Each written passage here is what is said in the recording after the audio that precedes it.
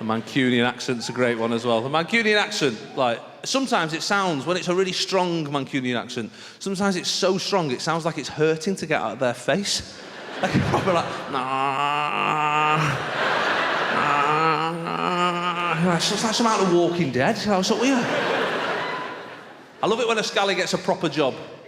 That's always funny. You know, when they get jobs somewhere where they have to work with people, because they're not used to getting jobs, you know what I mean? They're not used to being nice to people.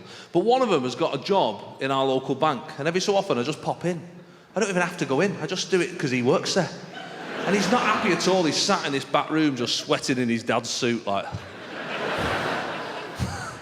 And I went in right in the middle of summer, right in the middle of the heat wave.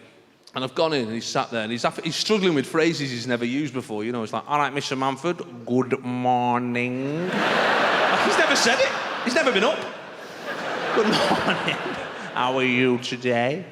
Anyway, I went in and we weren't alone. It was me, a scally, and a bumblebee. Just the three of us. And the bumblebee just flying around, doing his head right in. As it's going around, he's trying to concentrate and talk to me. He says, all right, Mr. Manford, I thought today we could talk about your ISA. I know it's currently at 3.2%, but I noticed there's only like 400 quid in there. I thought what you could do is transfer some money out of your daughter's savings account and then up.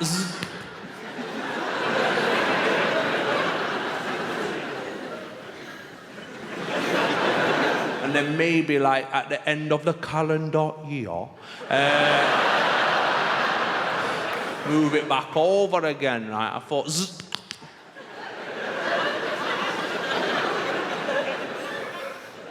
Now this went on for about 20 minutes, right? I wasn't even listening to what he was saying. I was just transfixed, just watching this battle of equals, right?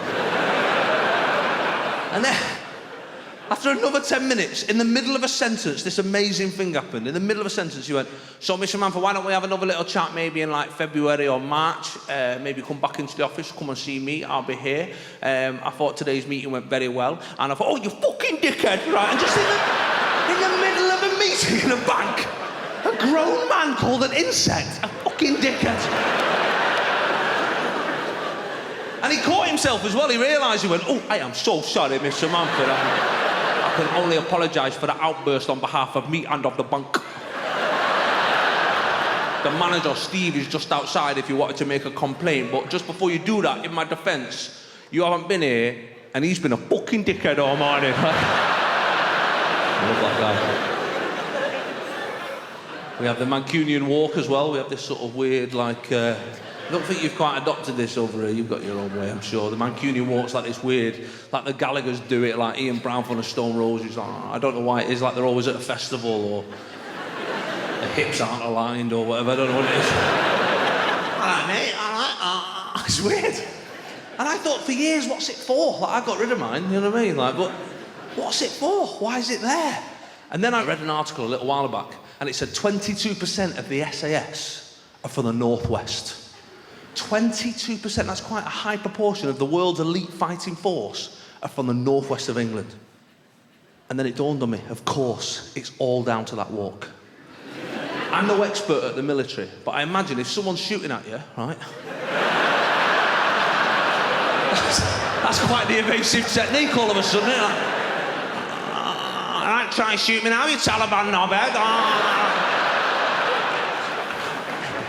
Could be.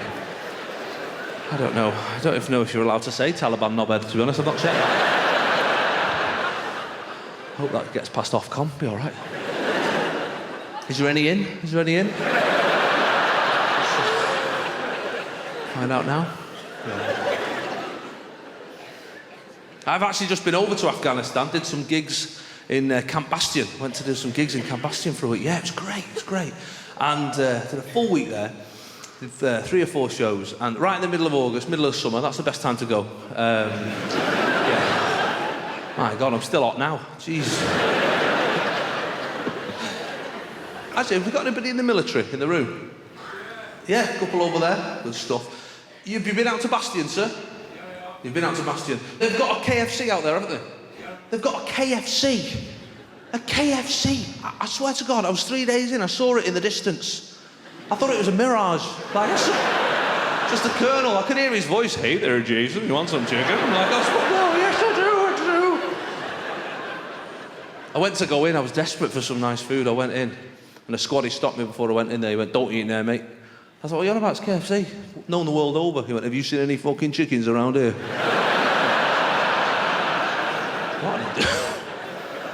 What are you doing in there? So odd.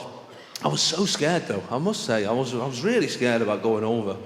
As you would be, you know. I've done gigs for the military before, been to the Falklands and different sort of places, but no one's shooting at you there, there's only penguins, you know what I mean? So, Afghanistan was slightly different, and I was nervous, but I was trying not to show it, I was trying to be cool about it, because my friends and family, they were a bit nervous for me. I was trying to be cool. But then I started getting these emails from the Ministry of Defence, and that started to worry me even more.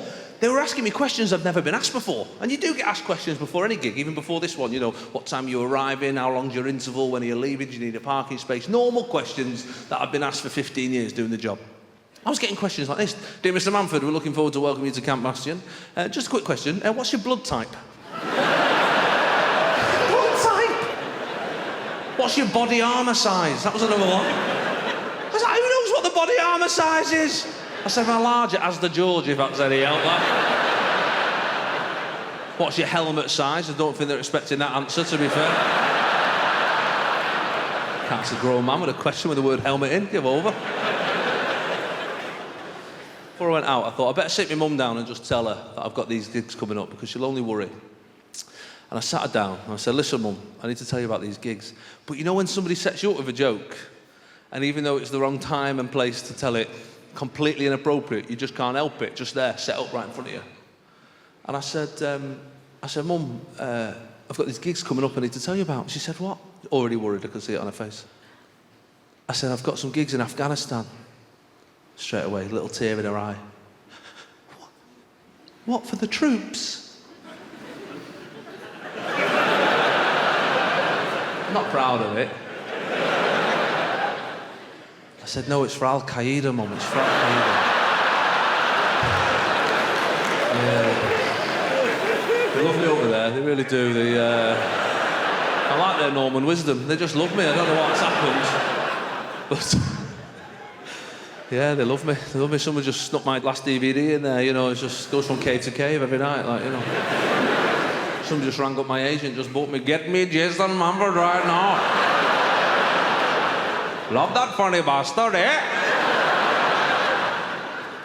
That's how one guy spoke. Just one guy, not all of them spoke like that, because that'd be racist. But one guy spoke exactly like that, and you can't verify that. So, take my word for it, I was there. That's how he spoke. So, he's dead now as well, so you can't never be able to tell. And that is how you get away with doing accents from around the world. Got a Chinaman later on in the second half, you like it? Just one of them though, not all billion of them, that'd be wrong.